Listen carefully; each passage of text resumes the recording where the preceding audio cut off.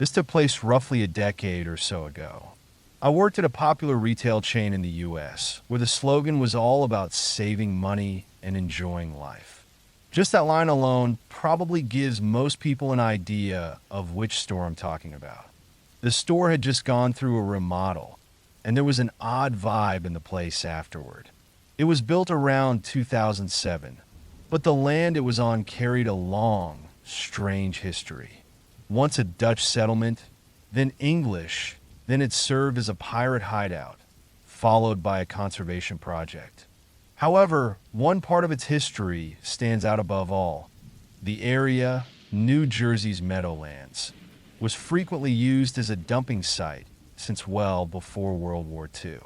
It was a place for all kinds of waste, from rubble cleared from bombed-out buildings in London during World War II to medical waste, mercury, PCBs in the 1960s, and yes, even bodies. In 2002, while adding an extra exit to the New Jersey Turnpike for a train depot, more than 4,000 unmarked graves were uncovered. These graves were mostly from a burial ground made for the destitute and inmates of mental institutions back in the 1800s. And those were only the ones found. Who knows how many remain hidden, waiting to be unearthed. Throughout my time at this store, strange and unexplainable events were common.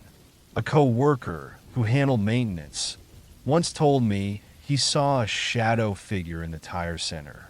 Merchandise would sometimes fling itself off shelves without anyone nearby, and rolling doors would open by themselves. I'd even hear someone sneeze in the walk-in coolers when I was alone in them. These occurrences happened often enough that we started brushing them off as possible flukes. Maybe the items were already teetering, or maybe the shadow was just a trick of the light. But the rolling doors were harder to explain. They only operate with a button on either side and will reopen if something blocks the auto-close sensor. But once the door is shut, there's no reason for it to reopen. Yet, more than once, I'd watch it roll back up on its own. The first time, I remember going to investigate after hearing a sneeze, but found no one there. For the longest time, I tried to make sense of it all, chalking it up to odd coincidences. That is, until one incident changed my outlook entirely. I was stocking shelves late one night, getting things set for the next day. After I finished putting up the last of the delivery, I went looking for two co-workers, C and L, to help me with the TVs in the back. As I turned to leave the electronics section, I spotted C a couple of aisles away, just staring at me. I thought it was a lucky break, so I called out to him, but he didn't reply. Instead, he turned and started walking toward the stockroom. Irritated that he hadn't acknowledged me, I followed him, calling his name again as I went. He wasn't more than about 20 feet ahead, and he was in my sight the whole way. He turned down the last aisle, heading for the stockroom, and just as I rounded the same corner, he was gone. The double doors to the back weren't even moving, which was odd since they would have been swinging if someone had just gone through. I pushed through the doors, determined to find him in the back. I couldn't shake off the feeling of irritation. I'd been following him closely, and he ignored me the entire time. I continued down the short hallway, turning left toward where we kept the TVs. If he wasn't there, I plan on just getting the TVs myself, so I wouldn't have to bother with moving elsewhere. As I neared the storage area, I heard voices ahead. It was C and L, and they sounded as if they'd been back there for a while. I was beyond confused as I walked in and saw them in the middle of rearranging TVs. C was perched high up on the steel rack, handing down boxes to L below. "When did you get back here?" I asked, still trying to make sense of it all. They both looked at me, puzzled. "They've been back there for almost half an hour," they said, moving TVs together. I couldn't wrap my head around it. I knew C had been in the electronics section just moments ago. I'd seen him with my own eyes. I'd even spoken to him. "Are you sure you saw me?" C asked, scratching his head. I insisted, telling him there was no one else in the store who looked anything like him. The two of them exchanged uneasy glances. Elle leaned against the rack and whispered, "Maybe it was a ghost."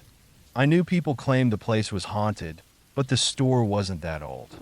Still, as Elle reminded me, the land itself had seen some strange history. An older co-worker, Flocka, a nickname given for her thin build, had shared stories of some eerie things happening in the past, linked to the land itself. I nodded, letting the conversation drift back to the TVs we needed to move. But even as we worked, my mind kept circling back to what I had seen. There was just no way C could have gotten back there in the time it took me to follow him. And that look on their faces, they seemed genuinely confused about the whole situation too. Over the years, I haven't experienced anything quite as unsettling as that incident. The store's popularity has grown, with more people and more associates bustling around, which has made the paranormal occurrences less frequent. But every now and then, something small will happen. An item falls from a shelf, or I hear my name whispered softly when no one's around. Currently, the store is undergoing another remodel. So far, nothing major has happened, but the last time we did a remodel, things had definitely picked up. With all the extra people around, maybe there'll just be small occurrences from now on, nothing as bizarre or chilling as seeing a double of my co-worker walking the store. Charlie, Vernon, and Earl are three of the most frequent visitors at the old movie theater where I've worked as an usher for the past 6 years. They show up every single day, something even the most dedicated regulars can't manage. How's that possible? Well, Charlie, Vernon, and Earl are the names of the three ghosts said to haunt the place. I'll go over each one, from least to most bothersome. If there's any upside to having this many spirits hanging around, it's that they're harmless so far. Annoying, yes, but I haven't seen them hurt anyone yet. First up is Earl. His story is the saddest since he's the only one we know anything about. His full nickname is Old Man Earl. Rumor has it that back in the early 2000s, an elderly man came in for a thriller and passed away during the show, only to be discovered by the cleaning crew afterward. I'm not sure how no one else noticed, but I suppose that's beside the point. The odd thing about Earl's story, though, is that nobody recalls exactly where he passed away. Some of the longtime employees say it was Theater 6, others claim Theater 3, or even Theater 9. But it doesn't make much difference. If you go into any theater after a film, there's a chance Earl might be there. Despite his sad story, Earl's the least troublesome spirit in that he doesn't interact with people much. The worst he'll do is make you feel like you're being watched when you're alone. Sometimes you'll catch a glimpse of him in the corner of your eye, looking like any other patron, only to disappear when you look directly at him. I found that saying good morning, Earl, and good night, Earl, when opening and closing the theater seems to keep things calm. Then there's Vernon, who's a bit more active. No one knows where Vernon came from, but he got his name from a character in an old sitcom because he spends most of his time in the hallway by the trash bins. Every so often, Vernon gets a bit moody and will shift the bins around. I've even seen it happen once. I tossed a bag in the bin, and a trash can nearby rolled a few inches on its own. It's always a pain coming in and finding that the bins have moved and trash is scattered everywhere. Not only that, but Vernon likes to play with the service elevator in the back hallway. Now and then, I'll hear the elevator start up, rise to our floor, and open on its own. We're on the second floor, and every time this happens, there's a loud footstep sound like someone stepping out. It's only two loud thuds, but somehow they echo down the hall, even though no one's there. It can't be sounds from a movie either, because these footsteps are always too distinct, heavy clunks on the concrete. When they get close, right as if they're about to come around the corner, they stop. There's no real way to handle Vernon, other than hoping he's in a good mood that day. I've tried saying good night and good morning, but it doesn't seem to make much difference. Just like the grouchy character he's named after, Vernon seems to stay grumpy no matter what. Finally, there's Charlie. To be blunt, Charlie is just a nuisance. I have no idea where he came from or how he got the name, but he'll cause problems all over the place. From unexpected pipe leaks in the bathrooms to hand towel dispensers mysteriously emptying right after they're filled, Charlie's mischief knows no bounds. The most memorable encounter I had with Charlie was right around the holidays in 2021. We'd set up a big cardboard stand for a popular film behind the ticket scanner. I was training a new girl at the podium, and we started talking about the strange things that happen here. She mentioned not believing in ghosts, and just then, the stand toppled over. This wasn't one of the flimsy cardboard ones either. It was sturdy and heavy. "Did you do that?" she asked, assuming I'd pushed it to scare her. I shook my head. I knew how hard those stands were to set up, and tipping it over as a prank would probably get me in trouble. "Looks like you've met Charlie," was all I could say. There was no one else around, and the AC vent wasn't powerful enough to knock over something that solid. That girl didn't stick around long after that. She missed a shift, but I've always wondered if Charlie played a role in her leaving. A few others have quit shortly after encountering something strange too, and folks around here like to say Charlie might have had something to do with it. I'm still working at the theater, and I'm pretty sure that as long as I'm here, Charlie, Vernon, and Earl will be here too. Maybe if Charlie causes the bathrooms to flood again, or if Vernon cuts the elevator lights, I'll have more to write about. I've been traveling for years, seeing all kinds of places around the world. Cabins in the woods usually give me a quiet break from all the noise, so I booked a small, secluded cabin deep in the forest, far from any nearby town. When I got there, I realized just how alone I was. No phone signal, no internet, just trees everywhere and the sound of birds echoing through the still air. I unpacked quickly, set my stuff down, and planned to spend the next few days hiking nearby trails. That afternoon, I wandered into the forest, following a winding path, amazed at how untouched everything looked. It was like I was miles away from anyone or anything familiar. Hours passed as I explored, and when I made my way back, I couldn't shake the sight of that cabin, the only thing standing in that thick, endless stretch of trees. On the second night, I heard something odd. At first, I thought it was just the usual sounds of the woods, branches snapping, small animals moving, maybe the wind blowing through the trees. But then the same sounds came again, louder this time, and my gut told me something wasn't right. I could have sworn I heard faint footsteps outside, heavy and steady, moving slowly around the cabin. They'd stop every so often, almost like someone was listening, just standing there. I lay in bed, tense, hoping the sounds would go away, but they didn't. Every step felt slow and careful, circling the cabin again and again. But it stayed outside. By morning, I convinced myself it was just my imagination. I spent the day hiking again, but there was this feeling I couldn't shake, like someone was watching me. Every time I heard the rustle of leaves or a branch snap, a chill ran down my spine. I kept looking over my shoulder, but no one was ever there. That night, I lay awake again, listening, waiting. The footsteps returned, only this time they stopped right outside my door.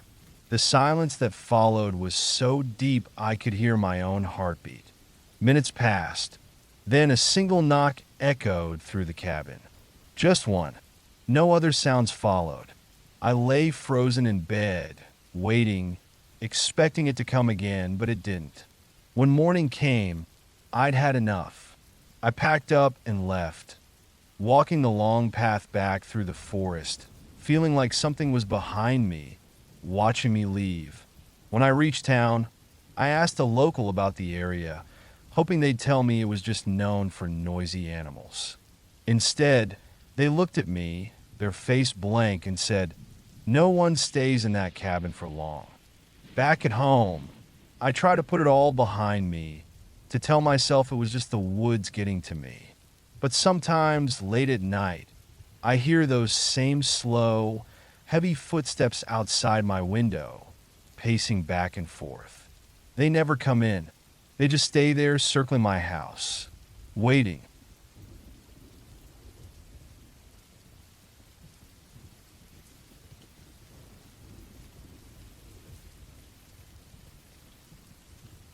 My gym partner thought it'd be a good idea to head out to the woods for a weekend workout, away from everything that distracted us in the city.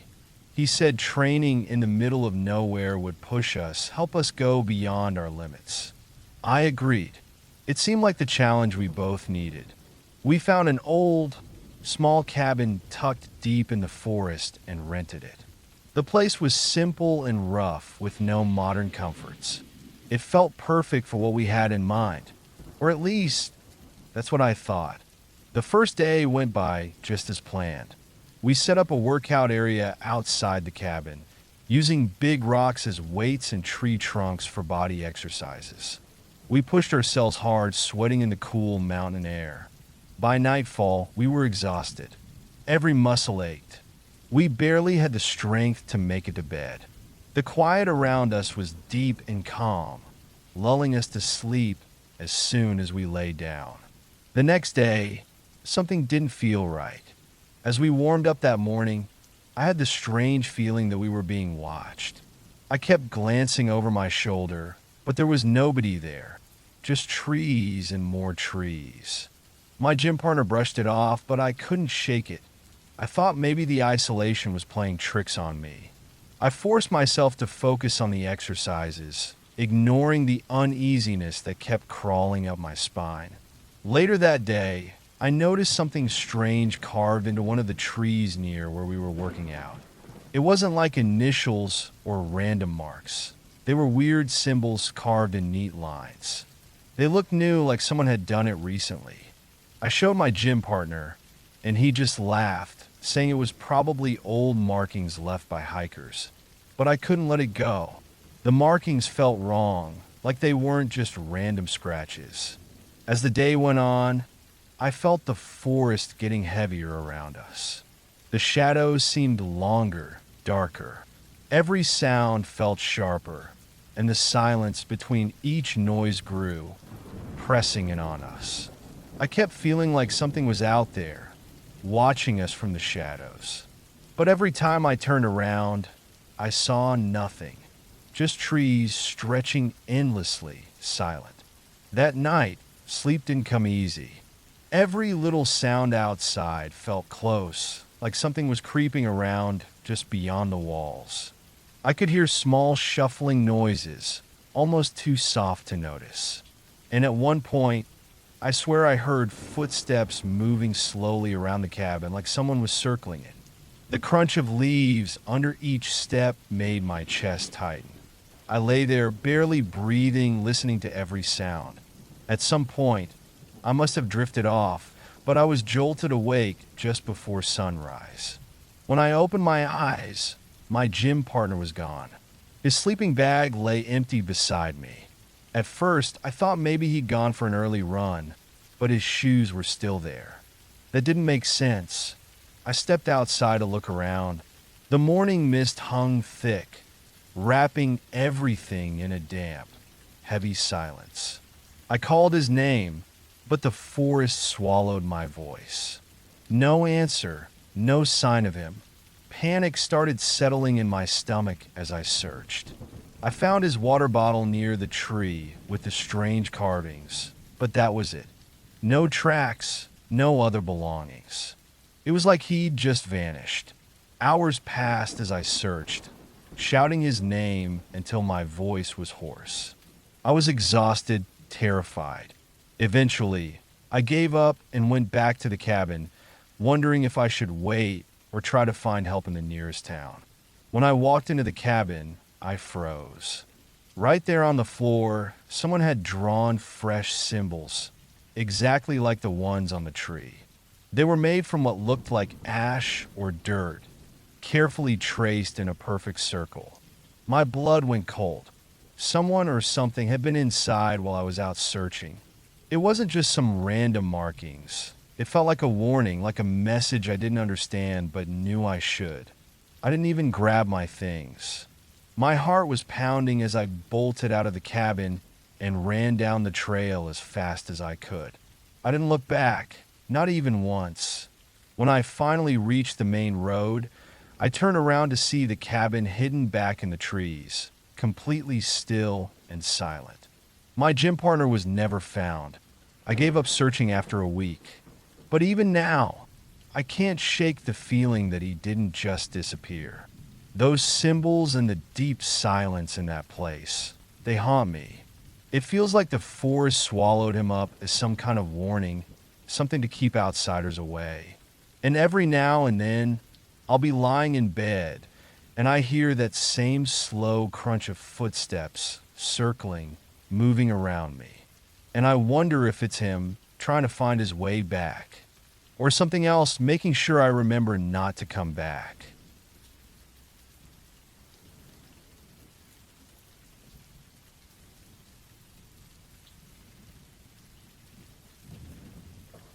I decided to spend a weekend in a cabin deep in the woods with my ex-husband, Mark.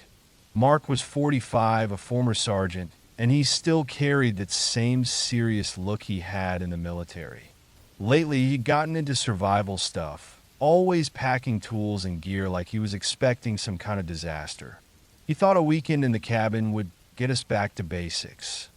I wasn't so sure, but since it was his idea, I went along with it, hoping maybe it'd take the edge off the tension between us.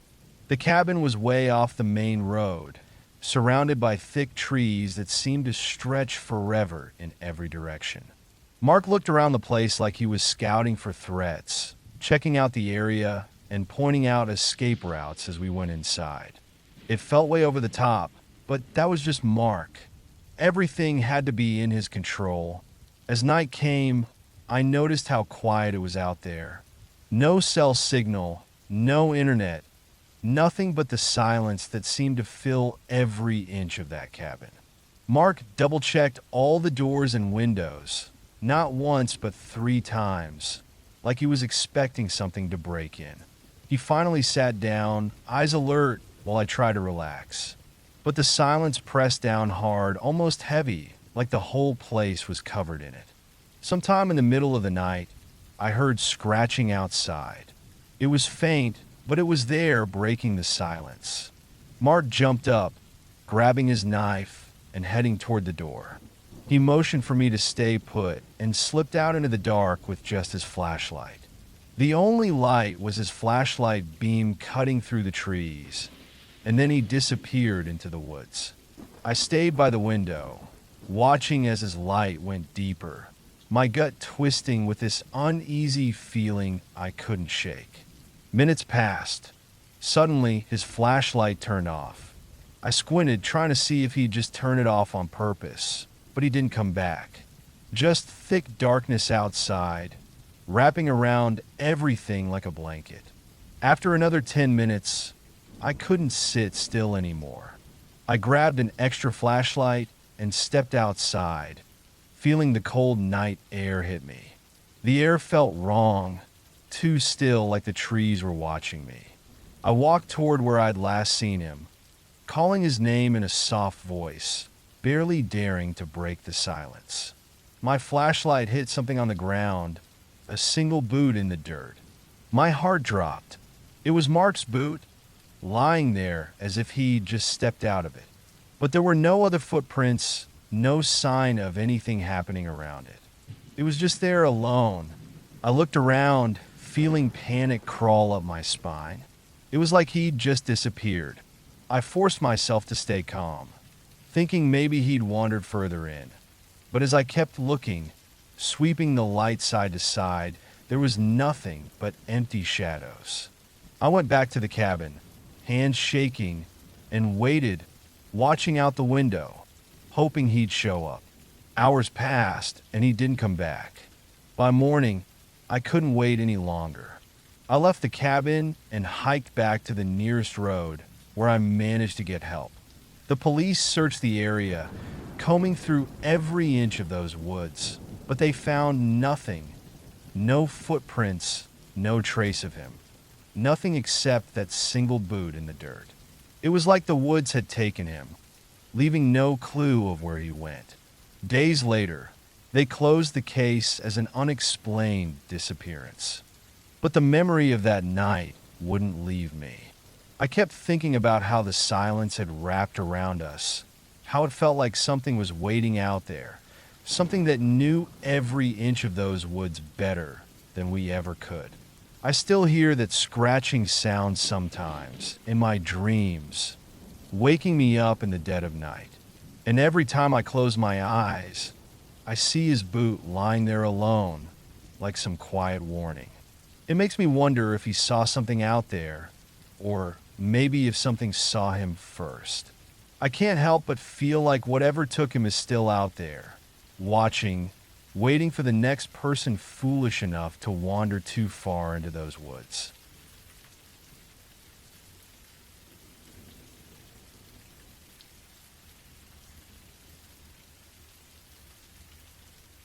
The rain started off light, just a soft tapping on the roof, but by the time I got comfortable, it had turned into a steady, heavy downpour. My dog, Max, was curled up on the floor beside my chair, his head resting on his paws as he kept a watch on the door.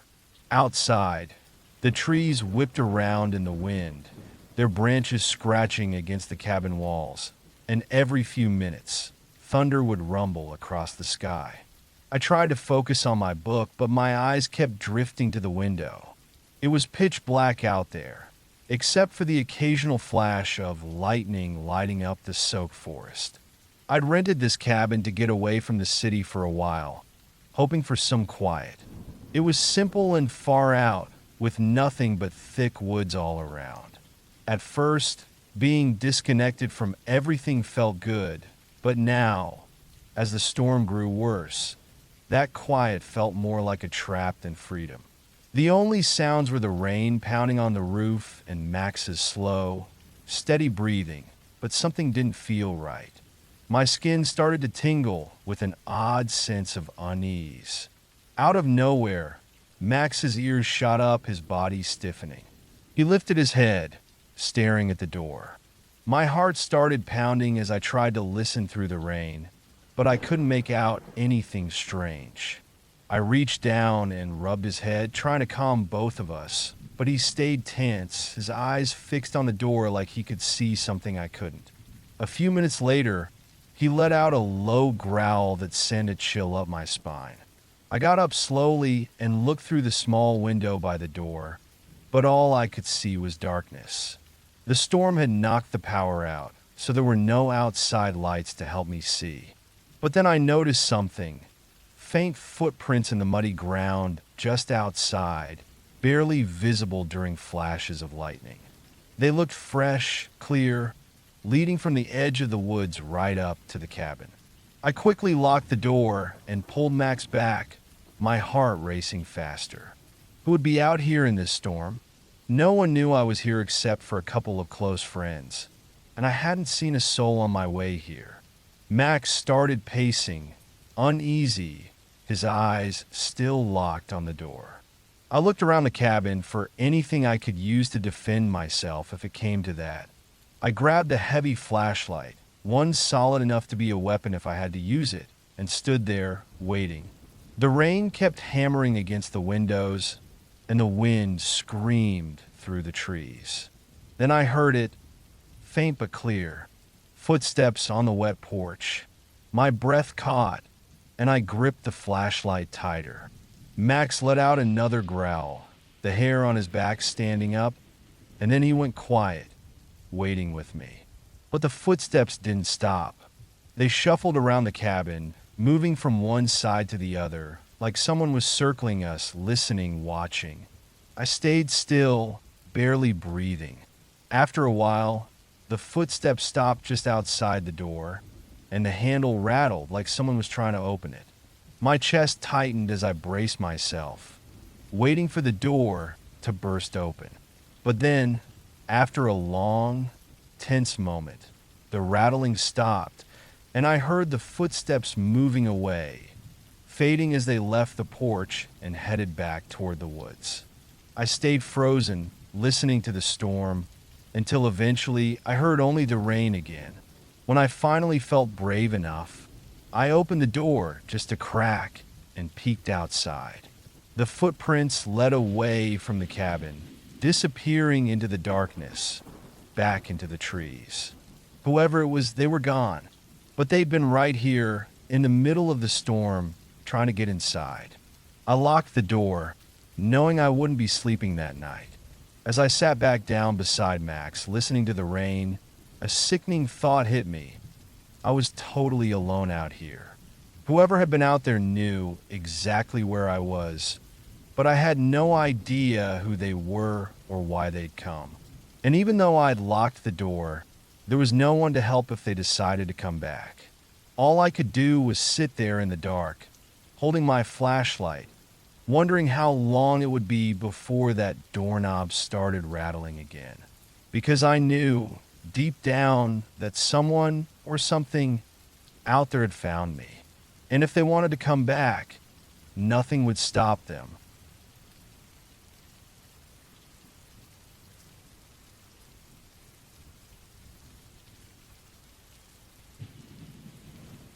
I had rented a little cabin in the woods to get away from the city noise for a while. It wasn't anything fancy, just a one-room cabin with a bed, a small kitchen, and an old wood stove to keep warm. The forest stretched on forever around me, thick and still. There was a quiet that felt so heavy, it was like it could swallow any sound. I hadn't seen a single person since I'd arrived, and that's exactly what I wanted. On the third night, a storm hit hard. Rain hammered down, wind beat against the cabin walls, and the windows rattled. As I lay there listening to the storm, I started to hear another noise, a strange scraping sound coming from the floor below me. I tried to tell myself it was just some animal looking for shelter, but something about the noise felt wrong. It wasn't random like animals usually are. It had this slow, steady pattern to it. It didn't sound like an animal scurrying. It sounded more like something being dragged. I tried to ignore it, hoping it would stop, but it didn't. The sound kept getting louder, more demanding, until finally, I couldn't stand it anymore. I got out of bed, grabbed my flashlight, and shined it across the floor, searching for any cracks or gaps where the sound might be coming from. Near the back wall, I noticed a thin line in the wood, a trapdoor I hadn't seen before. My stomach tightened. Every instinct told me not to open it, but my curiosity had a hold of me. The trapdoor was heavy, and as soon as I lifted it, the smell hit me, thick, rotten, and unmistakable. I gagged, but I forced myself to look down. My flashlight beam cut through the dark space below, bouncing off something pale. For a moment, I couldn't figure out what I was looking at, but then I leaned in closer, and my heart nearly stopped. There, staring up at me, was a face, cloudy eyes wide open, lifeless. It was a body twisted and shoved down there like someone had tossed it and forgotten it. It was an older man, his clothes dirty and worn, his hands frozen in a way that made it look like he had tried to claw his way out. I felt sick, stumbling back, my mind racing with questions. Who was he? Why was he here? And worst of all, who put him there? I forced myself to look again, hoping maybe I was just seeing things, that my mind was playing tricks on me. But it was all too real. I was staring at a dead man, his decaying body hidden beneath the very floor where I'd been sleeping. And suddenly, a cold thought crept in. Someone had put him there, and they might still be around, watching and waiting to see if I'd find him. I dropped the trapdoor shut and backed away, my heart pounding so loud it felt like it'd explode. All I could think was that I had to get out of there. But as I turned toward the door, something caught my eye through the window. A figure stood outside in the rain, watching the cabin. They didn't move. They didn't come closer. They just stood there, staring, as if they'd been waiting for this moment. I didn't stick around to find out what they'd do next. I grabbed my bag, shoved open the door, and ran into the rain, heading straight into the dark woods. I didn't care where I was going. I just knew I had to get away. I didn't look back, too scared of what I might see. But as I ran, one thought kept gnawing at me. Someone had been waiting for me to find that trapdoor, waiting for me to discover the horror hidden under the floor. I don't know if they're still out there, if they followed me into those woods, or if they're just waiting for the next person to step inside that cabin and sleep above that trapdoor, never knowing what's lying just a few feet below them, watching and waiting.